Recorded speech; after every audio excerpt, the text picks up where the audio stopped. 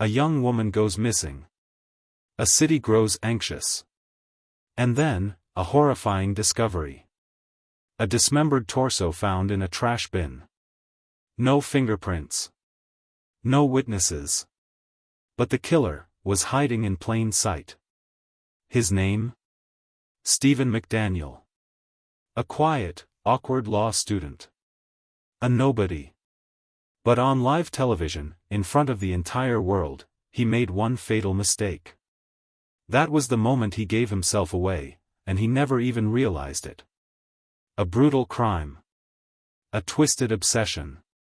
And a murderer who exposed himself on live television.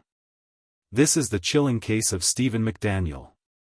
Before her life was stolen, before the headlines and the horror, Lauren Giddings was a daughter, a sister, a friend. She was someone who lit up the room with her energy, someone who made an impact on everyone she met. Born on April 18, 1984, Lauren grew up in Tacoma Park, Maryland, in a loving home with her parents, Bill and Karen Giddings, and her two younger sisters, Caitlin and Sarah. As the oldest, she naturally took on the role of protector, someone her sisters could always count on, whether they needed advice, encouragement, or just a comforting presence. Lauren had a natural gift for making people feel safe. She was warm, kind, and always willing to help. In high school, she was a standout student, balancing academics with sports, friendships, and an active social life. She was driven, but never at the expense of kindness. That's just who she was. After high school, she set her sights on higher education, earning her undergraduate degree at Agnes Scott College in Georgia, a private women's college known for its strong academic programs. It was there that Lauren's love for the law truly took shape. She had a deep sense of justice, a desire to advocate for those who couldn't defend themselves. That passion led her to Mercer University School of Law, where she worked tirelessly to earn her law degree. Her parents were endlessly proud of her. Her sisters admired her. She had built a life filled with promise, and she was determined to see it through. Just days away from taking the bar exam, she was on the verge of achieving everything she had worked for. She had plans. A future. But someone else had plans too. And they didn't include Lauren having a future at all. Because while she spent her nights preparing for the most important exam of her life, someone was watching. Studying her every move. Waiting. And soon, she would never get the chance to take that exam. While Lauren spent her days focused on the future, the man living just a few feet away was focused on something else entirely, her. Stephen McDaniel wasn't just another student at Mercer Law. He wasn't just a neighbor in her apartment complex. He was something much darker. To most people, McDaniel was quiet, socially awkward, forgettable. He blended into the background, an unremarkable presence in the halls of the law school, a classmate who rarely spoke unless called upon.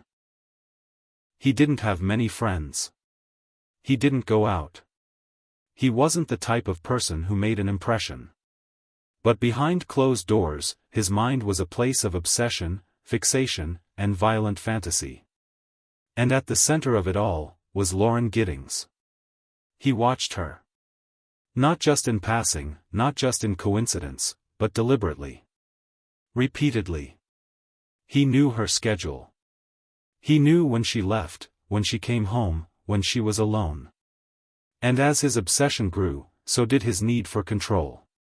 McDaniel found ways to get closer without her knowing. He started filming her through her window. Late at night, in the dark, he would press record, capturing stolen moments of her most private life, moments she had no idea were being watched. To him, she wasn't a person. She was an object, something to possess. What was going on inside his mind? How did a quiet, unremarkable classmate become something far more sinister? The truth is, McDaniel didn't just want to be close to Lauren. He wanted to consume her. And soon, watching would no longer be enough. The countdown to Lauren's final night had already begun. For days, Lauren Giddings' world fell silent. No texts, no calls, no messages to family or friends. At first, they thought she was just busy, buried in bar exam preparations, the way she had always been when she had a big challenge ahead. But as the days stretched on, concern turned into alarm. Her sister Caitlin was the first to sense that something was wrong. Lauren always checked in. Always responded. But this time, there was nothing. When Caitlin reached out to Lauren's friends, they all said the same thing: no one had seen or heard from her in days. Then came the moment no one wanted to believe was real. June 30th, Lauren's close friends decided to go to her apartment. They knocked. No answer. They called her phone. Silence. But her car, it was still there, parked in the same spot. That's when the fear set in. Lauren was nowhere to be found, but everything she owned was still there. One of her friends called 911. Police arrived within minutes. At first glance, nothing looked out of place. No forced entry. No overturned furniture. No sign of a struggle. But something felt off. Officers checked every room, searching for any clue that could explain why a young woman, days away from a milestone moment in her life, would simply vanish. Then, they noticed something strange. Her bed was made, but there were no sheets. No pillowcases. No blankets. As if someone had stripped it bare. But why? Where were they? Officers stepped outside, searching the area around her apartment complex. That's when they caught the scent. Faint at first, but undeniable, the smell of decomposition. Following the odor, they reached a row of trash bins. They lifted the lid on one, and what they found was the kind of horror you can never unsee. A human torso. No arms. No legs. No head. Just a hollowed-out remnant of what had once been a person. DNA testing would later confirm the worst truth imaginable. The remains belonged to Lauren Giddings. The case had officially turned from a missing person investigation into a murder. The question now wasn't just where Lauren was. It was who had done this to her. And even more chillingly, why. But what no one realized in that moment was that the answer was standing right in front of them. Watching. Listening. Waiting. As news of Lauren Giddings' remains spread, the people around her reacted with grief, fear, and disbelief. Was living there? Yeah, Lauren was my neighbor. We're just trying to find out where she is at this point. I mean, no one has seen her since Saturday. I mean, the last time anyone heard from her was an email that she sent out, and no one's heard from her since. Did you see her hang out with anyone at the time, anything like that? I mean, no one has seen her since Saturday. I haven't seen anything. I mean, you always hear noise outside, but it's just people walking by pretty much. Friends wept, neighbors whispered, and the entire community felt the weight of the horror that had unfolded. But one person's reaction didn't fit. One person stood apart. Stephen McDaniel. He was there from the beginning, hovering near the investigation, watching as detectives combed through evidence, listening as reporters asked questions. His behavior was off, strange, detached. He wasn't grieving. He wasn't concerned. He was uneasy. At first, he spoke about Lauren in a flat, emotionless tone. He called her a nice girl.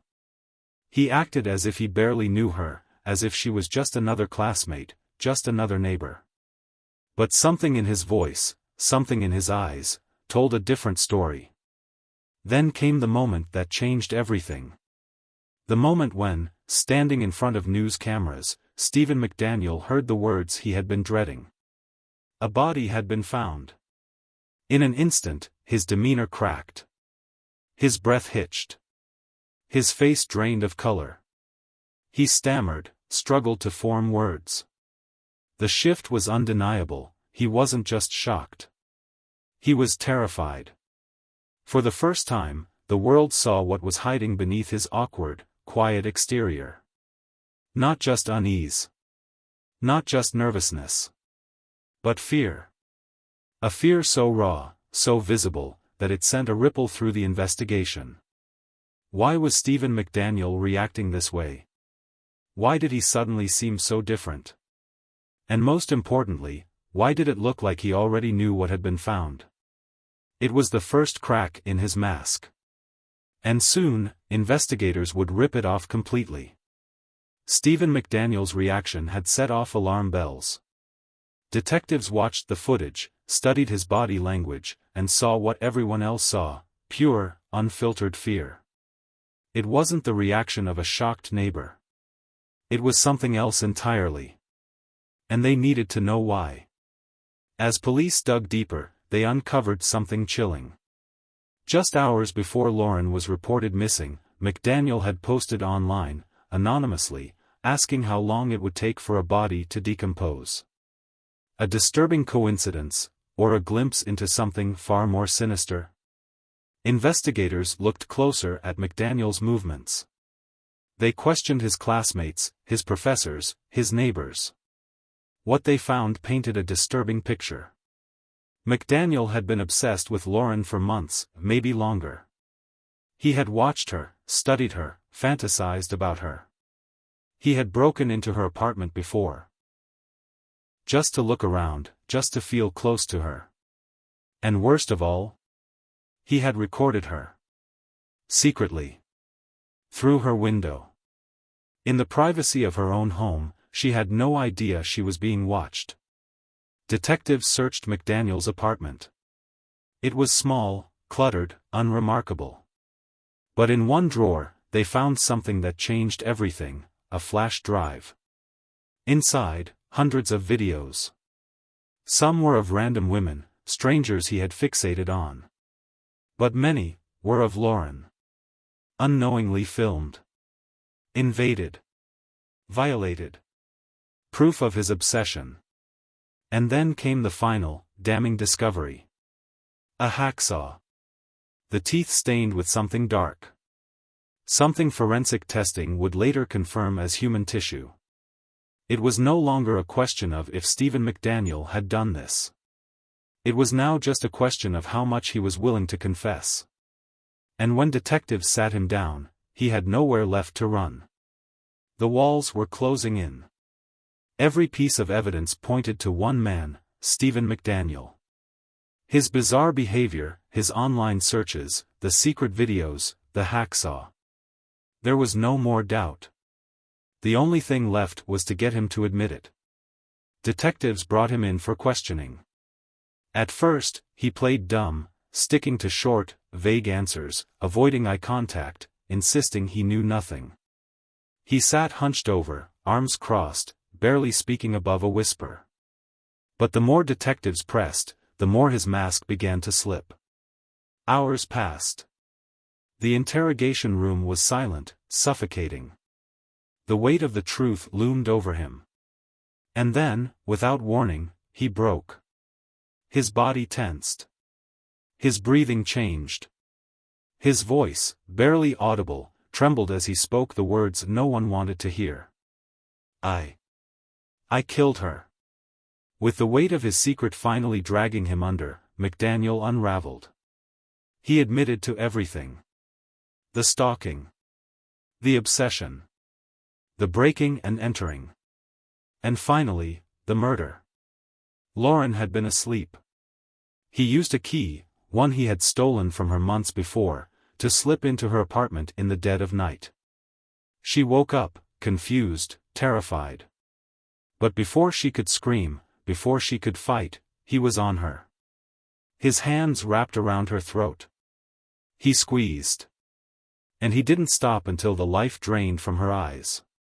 Then came the aftermath. The gruesome, calculated steps he took to cover his tracks. The dismemberment. The disposal. The attempt to erase any trace of what he had done. But no matter how hard he tried, the truth couldn't stay buried forever. Stephen McDaniel had spent years hiding in the shadows, consumed by his dark desires. But now, under the harsh light of the interrogation room, he had nowhere left to hide. His fate was sealed. Stephen McDaniel had confessed. The horrifying details were finally laid bare. But for Lauren's family, for her friends, for everyone whose lives she had touched, this was not closure. Nothing could undo what had been done. Nothing could bring her back. The legal process moved swiftly. Prosecutors had everything they needed: his confession, the forensic evidence, the secret recordings. There would be no trial, no drawn-out courtroom battle. In 2014, Stephen McDaniel pleaded guilty to the murder of Lauren Giddings. The sentence? Life in prison. No chance of parole. For some, it felt like justice. A monster removed from society. A life sentence for a life stolen. But for Lauren's family, it was only a fraction of what had been taken from them. Lauren Giddings was more than a victim. She was a daughter, a sister, a friend. She had worked tirelessly for a future that was stolen in an instant. She should have passed the bar exam. She should have built the life she had dreamed of. Instead, she became a name in a case that shook an entire community. Her family remembers her not for the way she died, but for the way she lived. For her kindness. Her determination. Her light. And as for Stephen McDaniel? He now spends every day locked away, with nothing but time to face the reality of what he did. Justice was served. But true justice? That was never possible. Because Lauren Giddings should still be here. Cases like this leave behind scars, on families, on communities, on everyone who follows the story. But they also leave behind lessons. Warnings. Reminders of the darkness that can hide in plain sight. Lauren Giddings had no idea she was being watched. She had no idea that the man living just a few doors away, someone she had likely passed in the hallway, maybe even exchanged polite words with, was obsessing over her every move. She had no idea that the danger was so close. It's a terrifying truth: sometimes, the most dangerous people aren't strangers. Sometimes, they are the ones we least expect. The quiet ones. The unassuming ones. The ones who blend in. Lauren's story is one of unimaginable tragedy. But remembering her means more than remembering her death. It means remembering her life. Her kindness. Her ambition. Her dreams. And making sure that stories like hers serve as a warning, to always be aware, to trust your instincts, and to never ignore the signs of something, or someone, that doesn't feel right. If you found this case as chilling as we did, subscribe to the channel for more true crime stories. Stay safe, stay aware, and remember, sometimes, the real horror stories aren't fiction. They're real. And they're closer than you think.